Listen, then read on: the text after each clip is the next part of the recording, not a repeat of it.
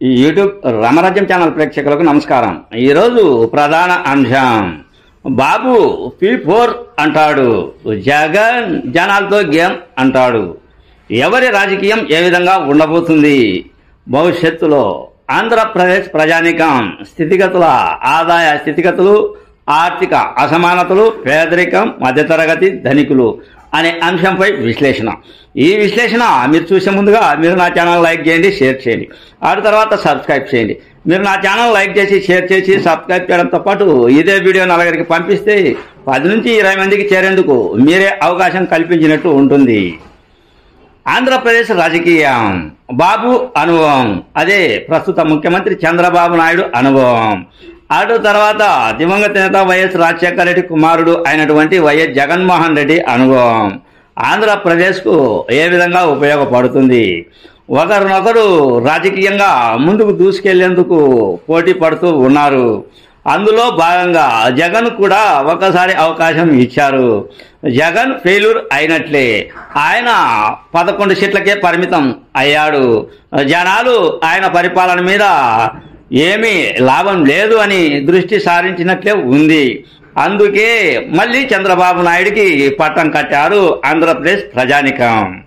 ఇకపోతే బాబు P4, అదే P4 poverty కథ అంశానికి వస్తే, చంద్రబాబు నాయుడు సంపద సృష్టించాలి అన్న ధ్యేయం, అభివృద్ధి సాధించాలి అన్న ధ్యేయం, అందరికీ ఉద్యోగ అవకాశాలు కల్పించాలా అన్న ధ్యేయం, ఉద్యోగ అవకాశాలు కల్పించి పేదరికంలో ఉండే వాళ్ళకి పని బాటలు కల్పిస్తే ఆటోమేటిక్గా సంపద సృష్టి చేయవచ్చు అనేది చంద్రబాబు యొక్క ఆలోచన. ఇంకొకటి ఏమిటి అంటే P4 పావర్టీ కథ. ఈ P4 పావర్టీ కథ మీద బాబు ఆధారపడ్డాడు. ఈ విషయం అమెరికాలో కూడా కొనసాగుతుంది అంట. ఆర్థికంగా ఎదిగిన పౌరులు పేదరికాన్ని ఆదుకునేదానికి సహాయ సహకారాలు అందిస్తారు అని. అంటే దాదాపుగా 10% మంది ఆర్థికంగా పౌరులు ఎదిగితే 20% మంది పేదరికంలో ఉన్న వాళ్ళకి సహాయ సహకారాలు అందిస్తారు అన్న నేపథ్యం ఈ P4 పావర్టీ కథ.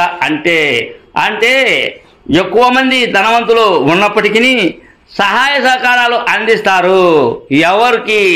పేదలకి, మధ్యరకం కుటుంబీకులకి. ఎవరు?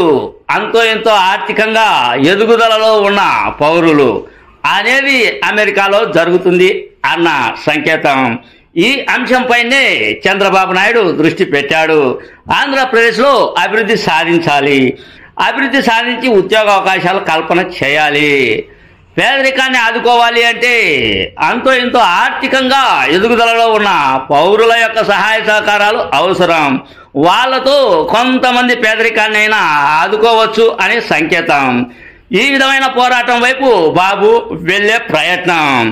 ఇక జగన్ ప్రయత్నం గతంలో ఏ విధంగా ఉంది అంటే, జనాలతో గేమ్ ఆడుకొని జనాలకే డబ్బులు ఇచ్చి జనాలకే ఆ డబ్బులు ఇవ్వడం వలన వాళ్ళతో మళ్ళీ డబ్బులు రాబట్టే పని జగన్మోహన్ రెడ్డిది అని, అందువల్లనే జగన్మోహన్ రెడ్డి ఓడిపోయాడు అని, ఇది జనాలు కనుక్కున్నారు అని, బాబు అయితే కరెక్టు అని, జగన్ అయితే ఈ విధమైన పరిపాలన ఉంటుంది అని మళ్ళీ చంద్రబాబు నాయుడికి పట్టం కట్టారు అని ఒక సీనియర్ కాంగ్రెస్ నేత కూడా ఓ డిబేట్లో చెప్పాడు. బాబు ఫిలాసఫీ వేరు, ఆ తర్వాత జగన్ ఫిలాసఫీ వేరు. బాబు ఫిలాసఫీ ఏమిటి అంటే అభివృద్ధి సృష్టించాలి, సంపదను సృష్టించాలి. ఆటోమేటిక్గా పేదరికంలో ఉన్న వాళ్ళకి పని బాటలు కల్పిస్తే, ఉద్యోగ అవకాశాలు కల్పిస్తే మధ్యరకం కుటుంబానికి డబ్బు అనేది అదంతకదే సృష్టిస్తుంది అన్న పందా బాబుది. కానీ జగన్ పాలసీ ఏమిటి అంటే పథకాలు పెట్టాలి, ఆ పథకాల్లో మళ్ళీ ఆ సొమ్ము ప్రజల చేత మళ్ళీ మనం రాబట్టాలి అనే సిద్ధాంతం జగన్ సిద్ధాంతం అని ఒక సీనియర్ నేత చెప్పుకొచ్చాడు. ఏది ఏమైనప్పటికీ ఏడాది పైన అయ్యింది కూటమి ప్రభుత్వం వచ్చినప్పటి నుంచి అంతా కూడా అరాచకాలు లేవు, ఘర్షణలు లేవు, దోపిడీలు లేవు, దొంగతనాలు లేవు, ఆ తర్వాత లిక్కర్ స్కాములు అనేటివి కూడా లేవు. కానీ వచ్చి ఏడాది అయ్యింది. అభివృద్ధి, రాజధాని అభివృద్ధి, పోలవరం అభివృద్ధి, ఆ తర్వాత పరిశ్రమలు తేవాలి, పెట్టుబడులు పెట్టాలి అనేది ఈ కూటమి ప్రభుత్వం పోరాడుతూ ఉంది. ఏది ఏమైనప్పటికీ ఆంధ్రప్రదేశ్ భవిష్యత్తు మీద బాబు దృష్టి సారించినట్లే కదా. P4 పావర్టీ పని చేస్తుందా? భవిష్యత్తులో మళ్ళీ జగన్మోహన్ రెడ్డి వచ్చే ప్రయత్నంలో భాగంగా చంద్రబాబు నాయుడు వెనుకబడితే మళ్ళీ జగన్మోహన్ రెడ్డి వస్తాడు అని సమాలోచనలో ఆ పార్టీ ఉంది. మళ్ళీ జగన్మోహన్ రెడ్డి వస్తే ఆంధ్రప్రదేశ్ ప్రభుత్వం దృష్టి ఏ విధంగా ఉంటుందో ఆలోచించాల్సిన అంశం. ప్రస్తుతం ఈ 5 ఏళ్ళు P4 పావర్టీ పనిచేస్తుందా?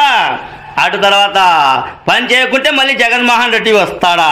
ఆలోచించాల్సిన అంశం అన్నదే నా ఈ చిన్న వీడియో.